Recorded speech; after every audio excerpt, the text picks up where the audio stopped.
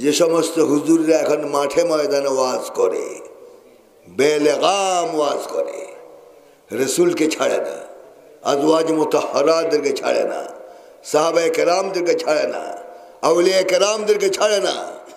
এই জন্য এই হুজুর কয়েকটা পাতা মুখস্থ করে এসে মাশাআল্লাহ বিরাট কিছু হয়ে গিয়েছেন, আন্তর্জাতিক খ্যাতি সম্পন্ন হুজুর কেবলা। আন্তর্জাতিক খ্যাতি সম্পন্ন হুজুর কেবলা বুঝেন কাকে বলে? আন্তর্জাতিক সূরা ফাতিহা ঠিক মতো পড়তে পারে না, একদম আন্তর্জাতিক খ্যাতি সম্পন্ন হুজুর কেবলা হয়ে গেছে। এই হুজুর কেবলাদেরকে ধরা হবে, এগুলি যাচাই করা হবে। যাদের ওয়াজের সাথে কথার মিল নাই, শরিয়া বোর্ড প্রয়োজনে তাদেরকে ওয়াজের ময়দান থেকে সরাই দিবে। আপনারা আমাদের সহযোগিতা করতে হবে। রাধে।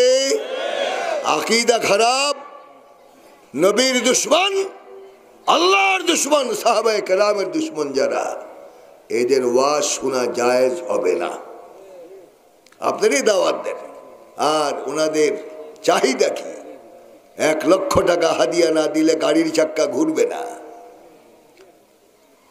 তারপরে কি হেলিকপ্টার দিয়ে আমাকে নিতে হবে। কত নওয়াবজাদা নাসরুল্লাহ খান। তাহলে আজকে আমরা সংঘবদ্ধ হব। যারা চেয়ে চেয়ে পয়সা নিবে, মানুষের উপরে জুলুম করবে, এই সমস্ত হুজুরদের ওয়াজ শোনা যাবে না। আমার সাথে কি একমত? হাত উঠান দেখি। আল্লাহ তুমি সাক্ষী থাকো, হাত নামান। তাহলে কয় নম্বর গেল? 3 নম্বর। 4 নম্বর হলো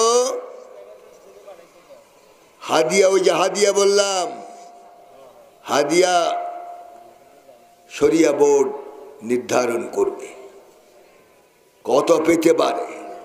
তাই বলে আবার যারা চায় না, সূরা ইয়াসিনের মধ্যে আল্লাহ পাক বলেন ইত্তাবিউ মান লা ইয়াসআলুকুম আজরা ওয়া হুম মুহতাদুন।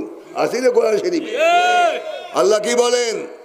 আমার কোরআন মানুষকে বয়ান করার পর, হাদিস থেকে বয়ান করার পর যারা হক পথে আছে তারা তোমাদের কাছে হাত পেতে কিছু চায় না। আমি আল্লাহ বলছি এরাই হেদায়েতের রাস্তায় আছে। কিন্তু আমাদের ব্যবস্থাপনা উল্টা। 1 লক্ষ টাকা হাদিয়া দিয়ে হুজুরদেরকে আনা হয় এবং বলা হয় 1 লক্ষ টাকা হাদিয়া যখন উনি চেয়েছেন নিশ্চয় ভিতরে কিছু আছে। কি আছে?